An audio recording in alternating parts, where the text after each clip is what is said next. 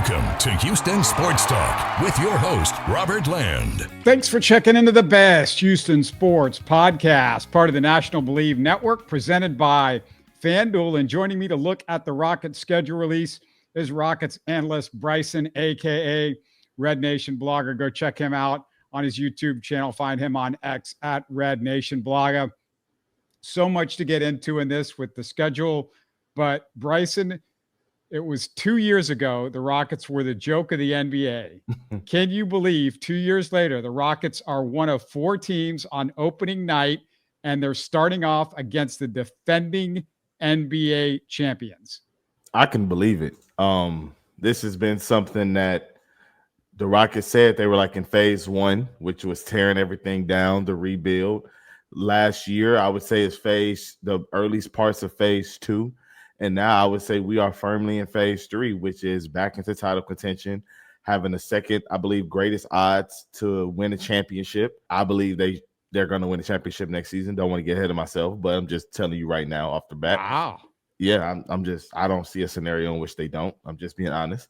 Dropping bombs early. Just being honest with you, man. Really just being honest with you. But yeah, man, it's I don't even want to say it's a surreal feeling because like I felt like they would get here. And that's just simple as that. It's as simple as that. Yeah, it got somewhere way faster than I thought. I'm not sure I'm at NBA champions yet, but just unbelievable. And the storylines just right out of the gate, not just you're going up against the NBA champs, but, KD versus his old team is kind of fun. Steven Adams, of course, former Thunder as well. Jeff Green. a lot of stuff. Jeff Green, can't forget about Uncle Jeff. So, you have all these connections, and I feel like there's a general respect between these two teams. It's a rivalry based on respect. Of course. OKC, going back to the James Harden trade, right after the James Harden trade, that very same season, the Houston Rockets play OKC in the first round. They play Kevin Durant and Russell Westbrook in the first round with James Harden being on the Rockets team. Like ever since then, it's been up with that fan base. And then you can go to 2017 with the Russell Westbrook and James Harden MVP battle. And then you can go to 2020 with the Chris Paul and Russell Westbrook trade with playing them in the bubble in the first round of the playoffs. Like these teams have been aligned. Honestly, going before my time, if you even go back to Seattle days, like the Houston Rockets and Seattle had wars. This is just one of those teams that the Rockets have smoke with, and it is what it is. Yeah, we had on last week host of Topic Thunder, Matt Tierney, who covers OKC for our Bleav Network podcast, and we talked to him about some of the similarities and kind of how these teams have a lot of similarities and how they're doing the rebuild. But we also talked about one of the key matchups between these two teams. Listen to what he says when I asked him about SGA and the guy that will be guarding him a lot, I would assume, opening night. The guy, Bryson, is probably going to be a guy named Amen Thompson. This is what he had to say. How does Amen Thompson compare to other defenders on SGA from what you saw this past season and what you've seen from SGA and other guys and how they seem to lock him up? I feel like there was a play where it was a last minute shot from Shea. He was kind of on Shea's hip. Like Shea got by him a little bit, but then he put up Shea put up like kind of a floater, and Amen was able to like come back over the top and block it. And it was one of those plays that was just like, even when you beat your guy, Amen Thompson can still like recover enough to just completely deny you. And as a fan, that's just so frustrating because it's like Shea's first step is so good and sometimes it doesn't even matter. The other thing too is, we have some really good screeners on this team with particularly with Isaiah Hartenstein, who can free Shea up a little bit. And I think Amen is so good at getting around that so quickly just because how athletic he is. It's not always like just screen and switch because that's not going to work on this particular team, I think. And even if it does, they have so much length that there's not going to be one particular weakness in this Houston Rockets defense that we can exploit. But yeah, with Amen Thompson in particular, I think he's also one of those guys that is so fast off of a turnover. He kind of gives us a taste of our own medicine where we're very good at, as soon as like someone like Caruso or even like Casey Wallace is a lot, where they sort of poke the ball away, they're immediately gunning for the other rim.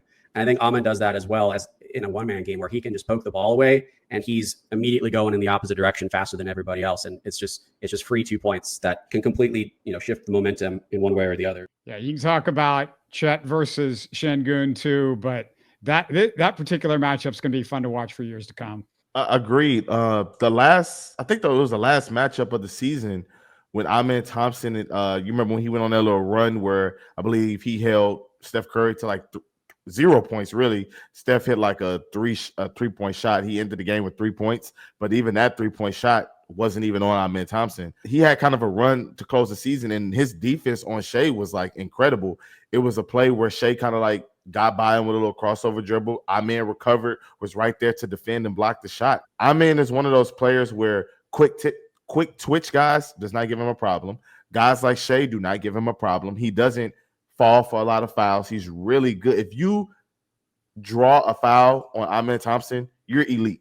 He does not fall for the okie doke. He doesn't fall for the pump fakes and the tricks of the trade. And strong guys, I haven't seen them bully Amen. He's a versatile defender. He's one of the most athletic players I've ever seen. I think that the matchup on opening night is just going to be an introduction to what Amen Thompson is going to be next year. And that goes beyond the defensive side of the ball. I think that we're talking about a player that I don't want to give you too many hot takes, Robert, but I have some high expectations for Amen Thompson next year. And it's better than just the all-star team. Yeah, we just need to do like a hot take Bryson podcast coming up about the Rocket season. One of the things that I noticed on FanDuel, our friends over there have an early 6.5-point underdog for the Rockets against OKC. What do you think about that, Bryson? Would you lean the Rockets as a cover for 6.5? I think they could cover that. I don't think it's going to be a 6-point game at all. Either way, I'm trying not to sound too boastful. I'm trying not to sound too cocky and arrogant because, I mean, I'm just a fan. I watch the games. But this is just my fair observation. I truly don't feel like there is a team next year that just based on the personnel, based on what I've seen this team lack and what this team has gained and the moves that they have made this offseason, I don't see a weakness on this team. OKC is a really good team. I want to give them the respect that they deserve. I understand why they are the favorites. It's ring night, the momentum of getting your first championship, being at home, the first game of the season, all the juice and the momentum is flowing. But I anticipate this kind of being very similar to what the Houston Rockets did at Oracle in 2017 when they went in there and they spoiled the ring night for the Golden State Warriors. I imagine that this is going to follow the exact same type of script. Yeah, there's another matchup that everybody is going to anticipate, the Rockets Christmas Day matchup. We're going to get to that later. But what about this NBA Cup group, Bryson? The Rockets Group C has the Warriors, Nuggets, Spurs, and Blazers. They get Jokic, Steph, and Wemby. Is this the group of death, Bryson, of the groups? I mean, I'm going to sound like a broken record, Mr. Robert. I'm just telling you. I think Denver is good. Denver kind of frustrated me this offseason because I kind of thought they were cooked. Like the Undertaker at WrestleMania, they just come up from the grave. They're able to get Bruce Brown back, who I thought was very instrumental in their 2023 championship run. They're able to get Cameron Johnson. They were able to get Tim Hardaway Jr. from Detroit. So they really did a good job of like retooling and not putting so much pressure on the Peyton Watsons of the world and the Christian Browns of the world. They really did a good job. But I just think that Houston is going to match up well with Denver. I think that Houston is going to be – I don't even think Golden State is going to be in the conversation with a team like the Houston Rockets.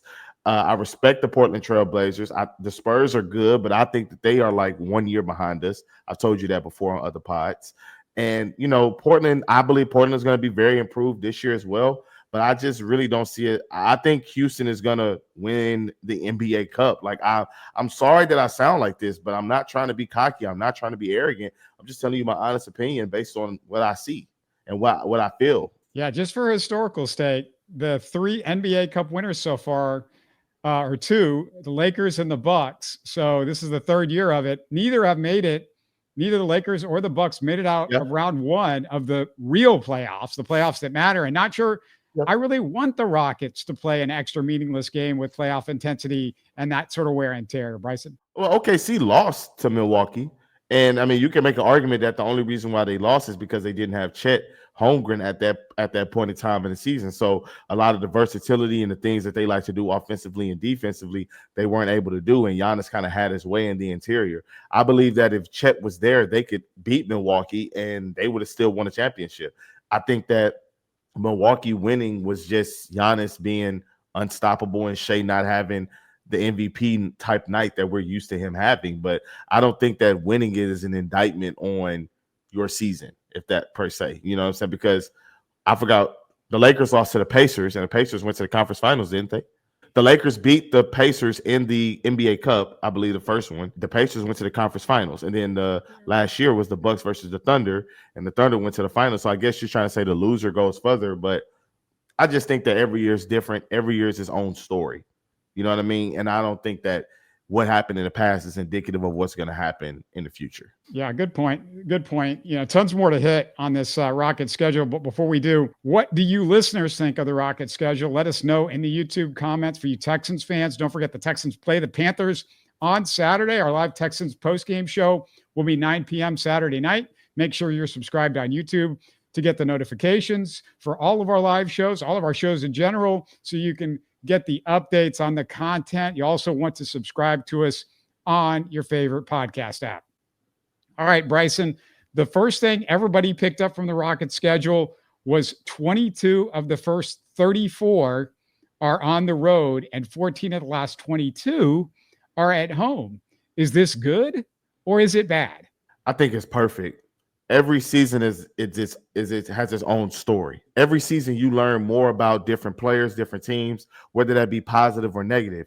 We need to find out what this Houston Rockets team is immediately, and this team needs to build up continuity and trust as fast as possible. The way you do that is by going on the road, doing team building events, learning, winning games, most importantly. And with a coach like Ime Udoka, with the type of front office that the Houston Rockets have, with the roster that this team is, and the vets with the mix of young talent, I just think that it's going to be a combination of young generation, older, mid-ish generation coming together, blending with really good talent. And I think it's going to be great for winning. I don't want the Rockets to be comfortable and think that things are going to be easy. I want challenges. There's going to be guys that get nicked and that throughout the season. I want those guys I want other guys to step up and play in those places. So we need to learn as much about this team as fast as we can so that the Houston Rockets can be their best self come postseason when the games truly matter. There's definitely a difference between a bunch of games on the road and the type of games on the road, because if you look at it, of the 22 on the road, that includes 10 mediocre to bad teams, the Jazz and Blazers twice each, Raptors, Bucks, Suns, Nets, Pelicans, and Kings are among that group. They also host the Wizards, Blazers, Kings, and Suns twice, all in the first couple of months. So I would say don't be fooled by the road heavy early schedule. The schedule's not difficult because, and we're going to get to the primetime games, but when you've got a lot of primetime games, that means those will come heavy late in the season, which means those will be the better opponents. So in some ways, this early Rocket schedule is easier than maybe it was last year. Yeah, I think I saw they were at Toronto, at Milwaukee, at Phoenix, kind of early on in the season, like you said. And I'm not scared of those teams. And again, it doesn't even really matter the strength or the weakness of said opponent. I'm just all for this team getting as many reps as possible to learn. Easy wins, hard wins, bad losses, good losses, if there is such a thing. This team needs to learn. They need to know who they can trust, who they can't trust, who can handle the fire, who can't handle the fire, what rotations work with this. We need to get as much data on this team as possible. In order for that to happen, things can't be easy. And as you said, most of the time when a team has as many nationally televised games as the Rockets have, they put all those games in March, in the month of March. If I had to guess, that's where most of the games are, in March.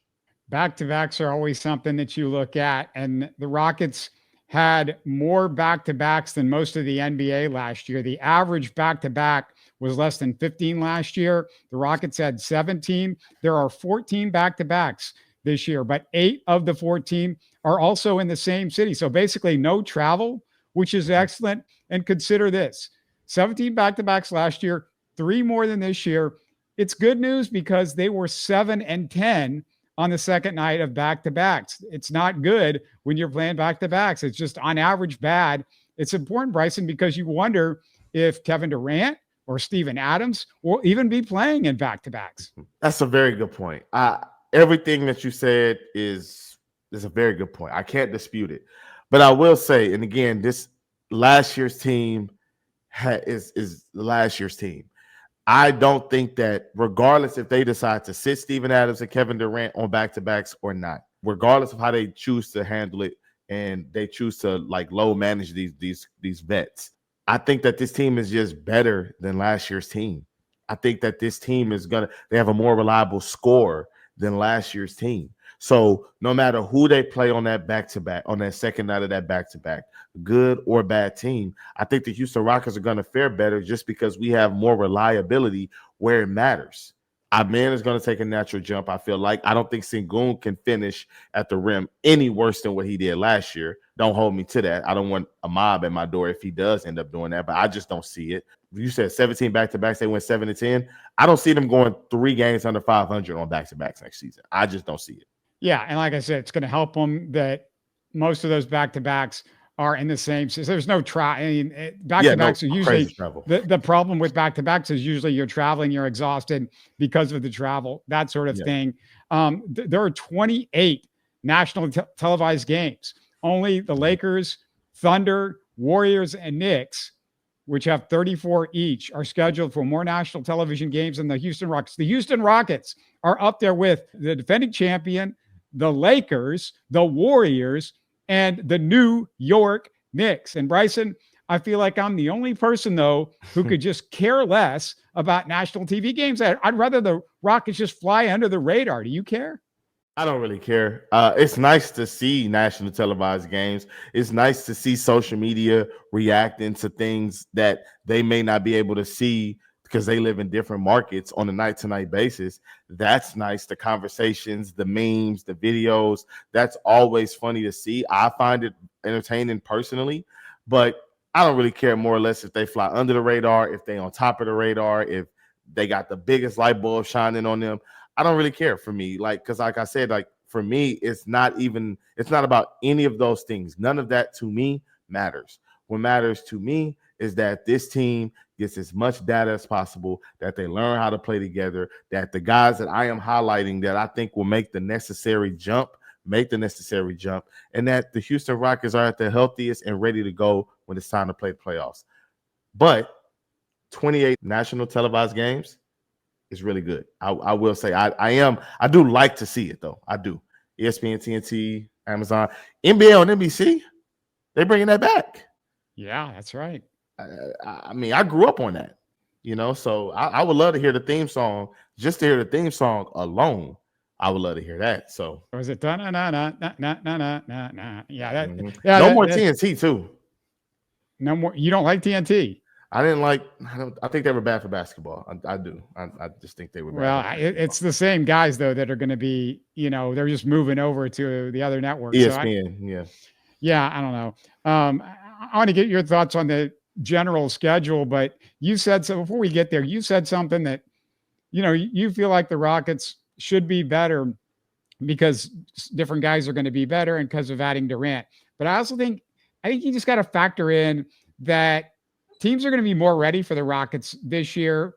They're not going to sneak up on people. I think they might have snuck up on some teams or caught some teams when, it's the Rockets and, they're having a sweet season, but we'll take care of that part of it is you got to play into it. And some of these, the Rockets got better, but hey, the Nuggets got better. Some other teams in the West got better. The East, unfortunately, we're not in the East because that would help, but the West is no joke. And some of these teams I would say the Lakers maybe didn't get better, but Luka, maybe in shape Luka makes them a little bit more dangerous. I don't know. We're going to get to the Lakers in a second, but just overall, it's tough because you think everything's just going to play out like it did, but hey, we're better at this or that or whatever. But maybe injuries that you didn't see happen this year. I don't know, Bryson. I don't think it's not as cookie cutter as maybe you make it sound. I would be more worried if Houston still employed Jalen Green. If they still employ Jalen Green, then I would be really with you on you're not sneaking up on anybody anymore. Teams aren't going to say, "Oh, it's the Rockets. They're having a good season." I don't think that's the case anymore. I don't think it's a matter of how good can you game plan. You're not going to take Kevin Durant away. Amen Thompson, I don't care how good you game plan. You're not taking that away. Alperen Sengun, this team, the way that they're coached, the defense, the length, the rebounding, the athleticism, the improved scoring, and it will be improved scoring in the half court. I just don't see a scenario in which it's a problem this year. I will be flabbergasted. I will be gobsmacked if that it's a problem. I don't see it being an issue. And again, I'm not trying to come off as this cocky fan, this biased fan. This is just observation. Who's going to stop Kevin Durant in the regular season from averaging 27 points per game? The only person that can stop him from doing that is himself or an injury. I just don't see a scenario in which the Rockets aren't a top 2 seed this year and where they're not hoisting up the Larry O'Brien trophy. In my mind, I just cannot see it. I've never said that. Going into last season, I was confident as I am right now, telling you how I am about them winning the championship. That's how confident I was about this team winning 50 games last year. And everybody laughed at me. Everybody said I was crazy and I was wrong and we had no all-stars.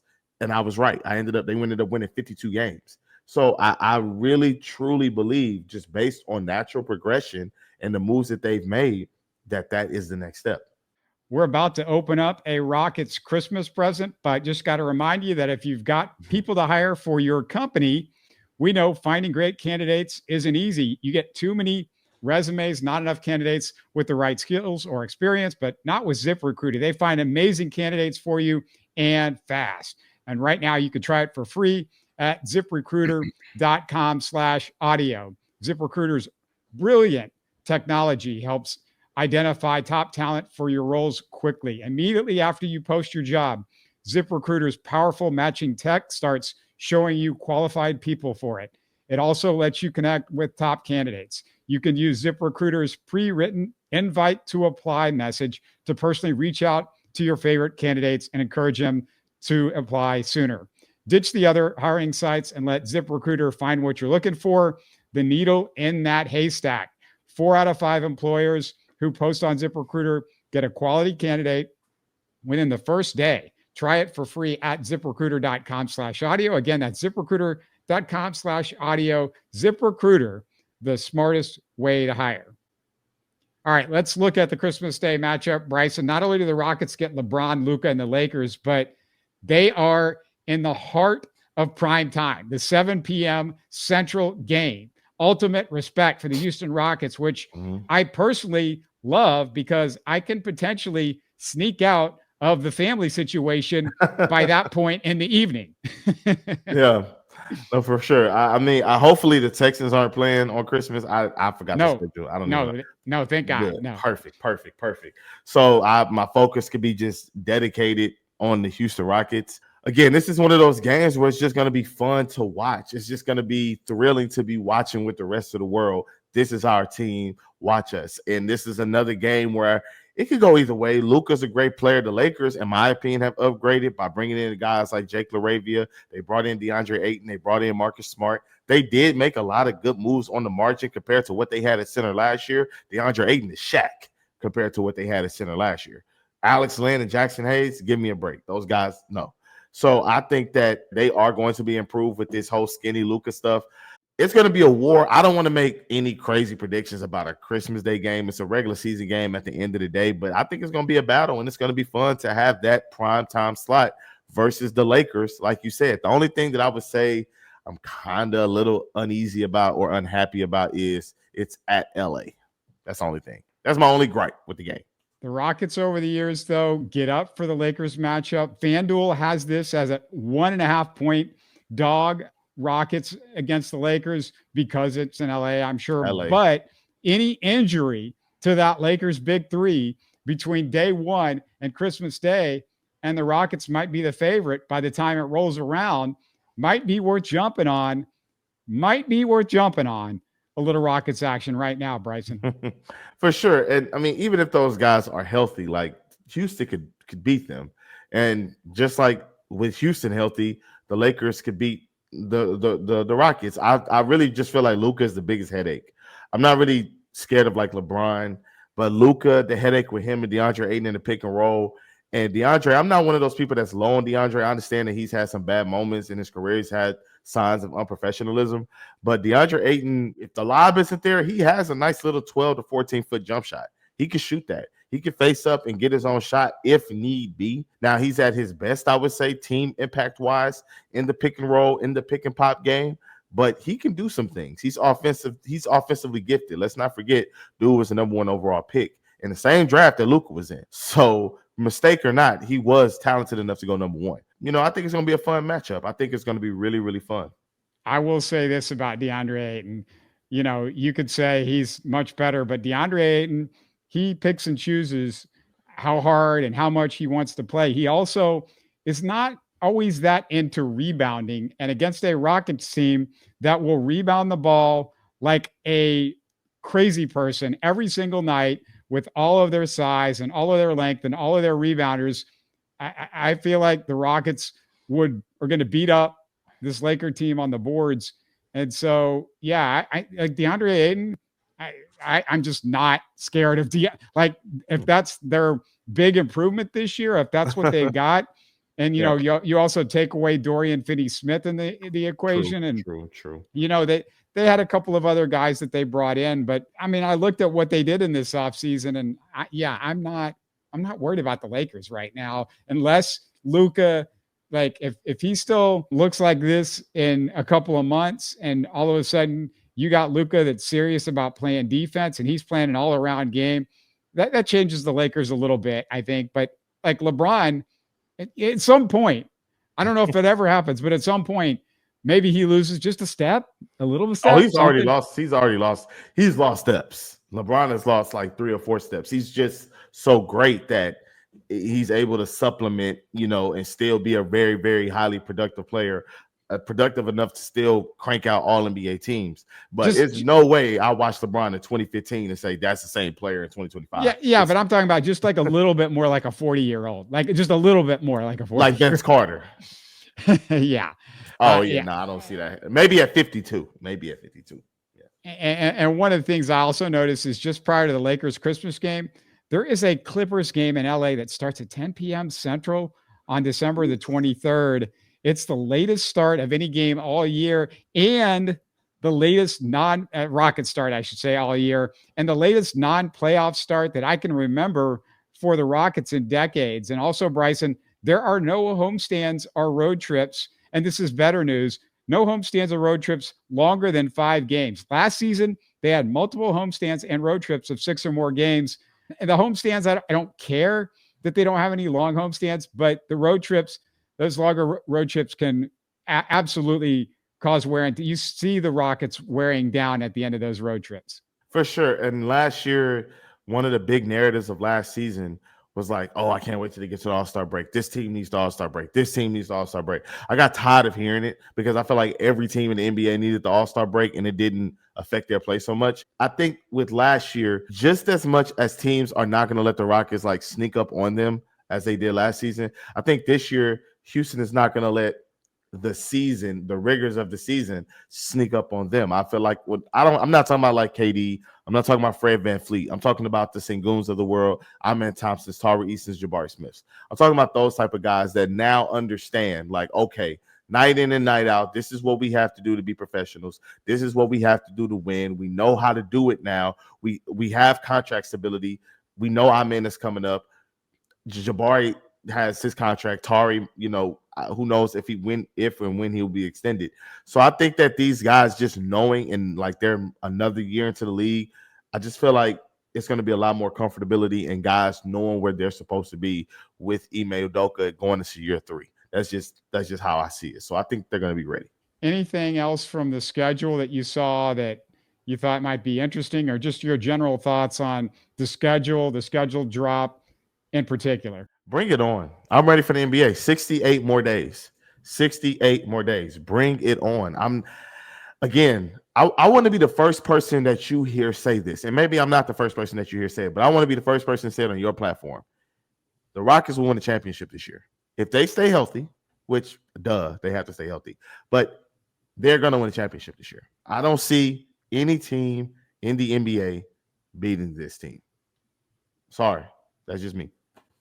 All right. What do you guys think out there? You agree with him on this? He said it a couple of times. He's putting emphasis on it. I love it. I love the boldness of it. I don't know if I'm there yet. I feel like that there's a little bit more of the process that you got to go through. But look, it always comes down to multiple things. And one of those things is how healthy is OKC in the playoffs this year? Because, they were relatively healthy in their playoff run.